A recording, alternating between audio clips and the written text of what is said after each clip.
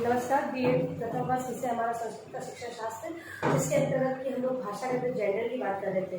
और इसी क्रम में हम लोग आज बात करेंगे कि भाषा के संदर्भ में जो जेंडर है उसके रूप किस किस प्रकार से हम उपयोग में लेते हैं। आइए हम लोग चर्चा करते हैं जेंडर के रूपों के बारे में। तो सामान्य रूप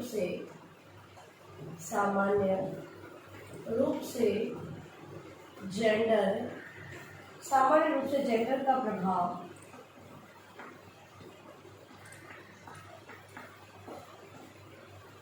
समाज एवं भाषा में देखा जाता है। समाज और भाषा में देखा जाता है। समाज में जेंडर की स्थिति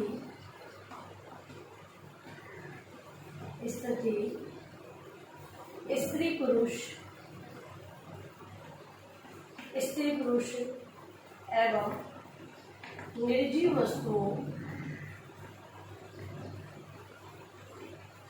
वस्तुओं के रूप में देखी जाती है।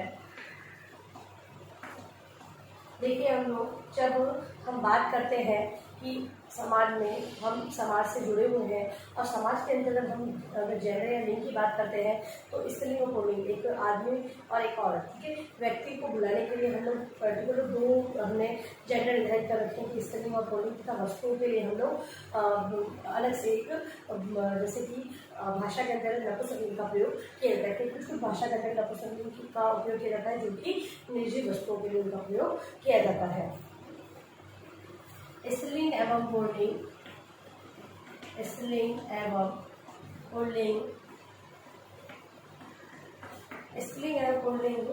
के रूप में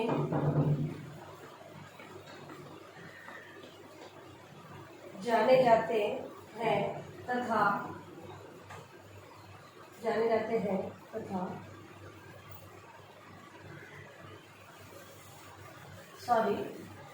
घर में रहने वाले स्त्री पुरुष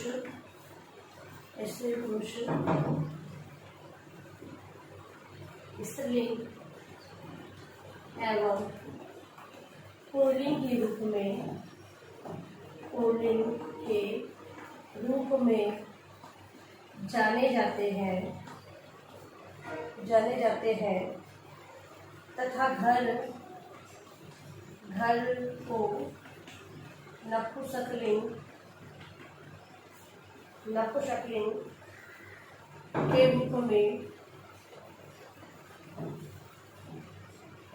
के रूप में जाना जाता है। देखिए, जैसे स्त्री है तो स्त्रीलिंग, पुरुष तो पुल्लिंग, लेकिन अब यहाँ पे घर में जो रहने वाले, इस घर है उसे यहाँ पे नपुंसकलिंग यानी वस्तु के रूप में लिया है, तो यहाँ पर घर को नपुंसकलिंग के रूप में लिया गया है। इसी क्रम में समाज की समस्त वस्तुएं इसी क्रम में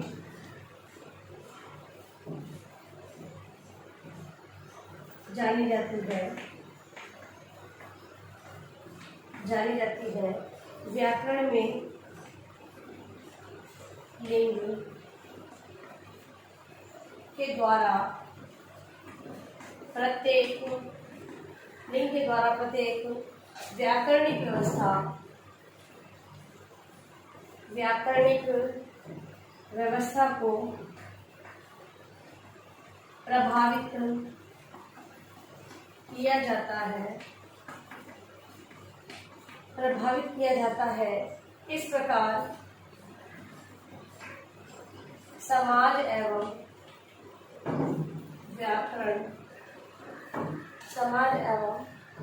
व्याकरण दोनों पर ही जेंडर का व्यापक प्रभाव पड़ता है। ठीक है। अगर हमें किसी व्यक्ति को स्त्री और पुरुष को पहचानना है तो उसके लिए अगर हम उन शब्दों का प्रयोग नहीं करेंगे तब तक हमें ज्ञात नहीं होगा ये स्त्रीलिंग सूचक शब्द है और ये पुरुष सूचक है। मतलब उनके बारे में जानना, कौन सा कार्य कर रही है या कर रहा है, इसके बारे में जानकारी हेतु हम लोग इनका प्रयोग करते हैं, जेंडर का प्रयोग करते हैं। अब समाज में जो जेंडर की स्थिति है उसके बारे में हम लोग चर्चा कर लेते हैं। तो समाज में जेंडर, समाज में जेंडर, समाज में जेंडर। तो पहला है समाज में जेंडर है तो वर्ण विभाजन करने में, वर्ण विभाजन करने में जेंडर।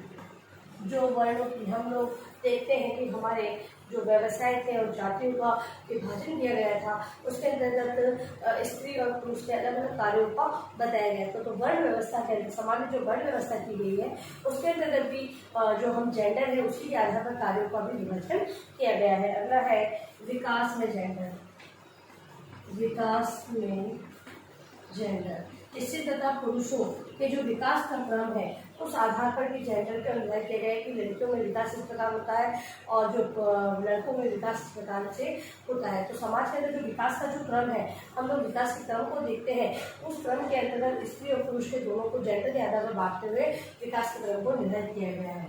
फिर है आरक्षण में जेंडर, आरक्षण में जेंडर। समाज में निहित जो रूढ़िवादिता है या जो अंधविश्वास है उनको समाप्त करने हेतु, है ना, जो सभी को एक समान रूप से विकास करते हुए आगे बढ़ाने हेतु जो आरक्षण की व्यवस्था की गई है वहाँ पर पुरुषों के मुकाबले स्त्रियों को अधिक आरक्षण दिया जाता है। विशेष प्रकार की छूटें दी जाती है तथा उन्हें जो ये कहें कि कहीं कहीं पर तो उन्हें निःशुल्क रूप में भी सारी सेवाएं प्रदान की जाती है। तो आरक्षण भी स्त्री और पुरुष के आधार पर दिया जाता है। फिर है योजनाओं में जेंडर, योजनाओं में जेंडर। हम देखते हैं कि महिलाओं की दृष्टि से सरकार है वो विभिन्न प्रकार की योजनाएं चलाती है जिससे कि अधिक से अधिक बालिकाओं को शिक्षा दी जाए, अपने रोजगार हेतु में उन्मुख किया जाता है। तो इस प्रकार से जो स्त्री और पुरुष को ध्यान में रखते हुए 21 प्रकार से इनके लिए अलग अलग योजनाओं का निर्माण किया जाता है। इसके अलावा शिक्षा में जेंडर, शिक्षा में जेंडर।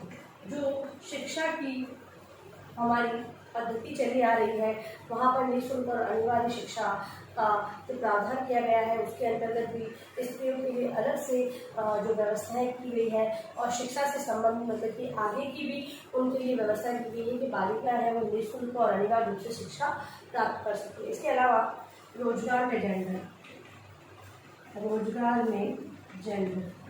हम लोग देखते हैं कि जो रोजगार दिया जाता है उसके अंतर्गत भी महिला और स्त्रियों को ध्यान में रखते हुए महिलाओं की अपेक्षा पुरुषों को अधिक श्रम का कार्य दिया जाता है और महिलाओं के लिए कम श्रम वाले कार्य को अलग से निकाला गया है।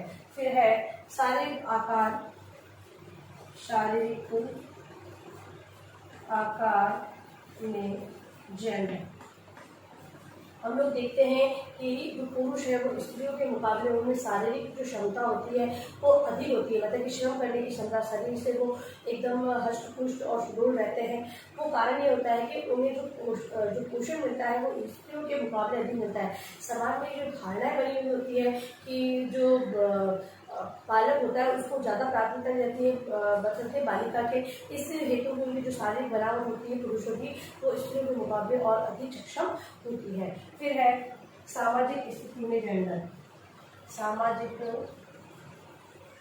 स्थिति में जेंडर। समाज की जो स्थिति है वहाँ पर भी स्त्री और पुरुषों के लिए अलग अलग से जो कार्य निर्धारित किए गए हैं उसमें भी जो लिंग की जो प्रधानता मतलब कि जेंडर के अकॉर्डिंग ही काम को दिया गया है। फिर है धार्मिक व्यवस्था में जेंडर, धार्मिक व्यवस्था में जेंडर।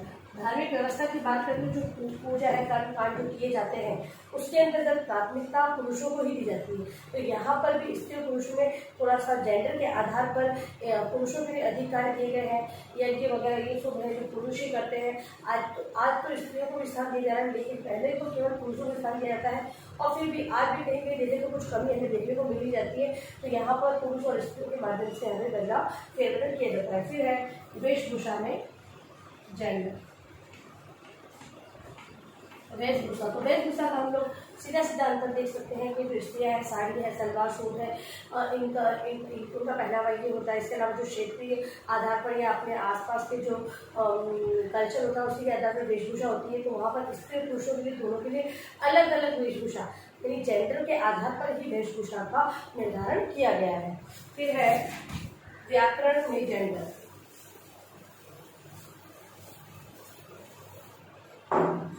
व्याकरण में जेंडर, तो अर्थ में जेंडर।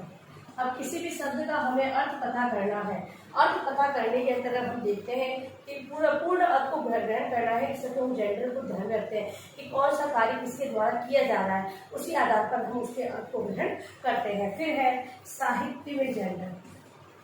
साहित्य में जेंडर, जो साहित्य की रचना की गई है, साहित्य के अंतर्गत जो विभिन्न प्रकार की रचनाओं का समावेश है, उसको जानने के लिए भी हमें ध्यान रखना जरूरी है। क्योंकि साहित्य के अंतर्गत विभिन्न नाटकों का समावेश है। नाटक के अंतर्गत जो नायिका का पक्ष देखते हैं तो वहाँ पर नायिका के लिए संवादों की व्यवस्था अलग होगी, जबकि जो नायक के लिए व्यवस्था अलग होगी। तो इस जो साहित्य के अंतर्गत जो जेंडर है उसको भी अलग से मतलब जेंडर के आधार पर ही हम लोग साहित्य को अच्छी तरीके से पढ़कर समझ सकते हैं। फिर है संज्ञा में जेंडर। संज्ञा में जेंडर, हम लोग संज्ञा से लेते हैं किसी का नाम, तो किसी के नाम के अंतर्गत स्त्री और पुरुषों के नाम के अंतर्गत भी जेंडर के आधार पर हम लोग निर्धारण करते हैं कि स्त्री का नाम होगा या पुरुष का नाम होगा। अगला है सर्वनाम में जेंडर। सर्वनाम में जेंडर, सर्वनाम मतलब कि संज्ञा के स्थान पर प्रयुक्त होने वाले ऐसे शब्द जिनका प्रयोग संज्ञा के स्थान पर किया जाता है, संज्ञा को हटाकर उसका प्रयोग किया जाता है। तो हम लोग देखते हैं कि स्त्री और पुरुषों के आधार पर ही संज्ञा का निर्धारण किया जाता है। फिर है विशेषण में जेंडर। विशेषण में जेंडर, स्त्रियों के लिए अगर हम विशेषण का प्रयोग करें, स्त्री की विशेषता में बताई जा रही है तो वहाँ पर स्त्री सूचक जो विशेषण शब्द है उनका प्रयोग किया जाएगा। और जबकि जब अगर पुरुष के लिए विशेषता का वर्णन किया जाता है तो पुरुष सूचक विशेषण शब्दों का प्रयोग यहाँ पर किया जाता है। फिर है क्रिया में जेंडर। क्रिया में जेंडर, क्रिया शब्दों के अंतर्गत जेंडर का प्रयोग किया जाता है। कार्य को कर रही है या कर रहा है, यहाँ पर हमें क्या हो जाता है कि कौन सा कार्य स्त्री द्वारा किया जा रहा है, कौन सा पुरुष द्वारा किया जा रहा है। फिर है रूप में जेंडर। रूप में जेंडर, क्योंकि हम बात करें संस्कृत भाषा का जो धातु रूप शब्द रूप होते हैं, यहाँ पर भी लता के रूप और राम के रूपों में अंतर होता है। तो वहीं पर हम देखते हैं कि यहाँ पर जेंडर के आधार पर यह अंतर को ज्ञात किया जा रहा है। फिर है वाक्य रचना में जेंडर। वाक्य रचना में जेंडर, वाक्य रचना में अगर जेंडर का ध्यान नहीं दिया जाएगा तो हमारा जो शब्द है वो अशुद्ध शब्द के रूप में हमें देखने को मिलेगा। फिर है पद्य रचना में जेंडर। पद्य रचना में जेंडर, पद्य रचना में जेंडर क्या, इसका मतलब क्या हुआ, तो जो पद्य की रचना की जाती है, अगर स्त्री कवित्री है वो अगर पद्य की रचना करेगी तो अपने अनुसार उन भावों को व्यक्त करेगी और वहाँ पर पढ़ते ही हमें ज्ञात हो जाएगा कि ये पद्य किसके द्वारा रचित किया गया है। फिर है वचन में जेंडर। वचन हम लोग देखते हैं कि सामान्य भाषा में एक वचन और बहुवचन होता है, लेकिन संस्कृत भाषा में एक वचन, द्विवचन और बहुवचन, इन तीन वचनों का प्रयोग हम लोग यहाँ पर कर रहे हैं। और तीनों के अंतर्गत ही स्त्री और पुरुष सूचक उनका प्रयोग करते हैं वो अलग अलग प्रकार से किया जाता है। इस प्रकार से हम लोगों ने जेंडर के जो अलग अलग रूप है, यानी कि व्याकरण के रूप में और समाज के रूप में, दो रूपों में पढ़ा है, उसी को गृहकार्य प्रश्न के रूप में आप लिखकर लाएंगे। देखिए अपना प्रश्न, गृहकार्य प्रश्न, भाषा के संदर्भ में जेंडर के रूपों का वर्णन करें। जेंडर के जो रूप आपने आज दो रूप देखे हैं, समान तथा व्याकरण के रूप में जेंडर, उसी के बारे में आपको इस प्रश्न के उत्तर के रूप में लिखना है।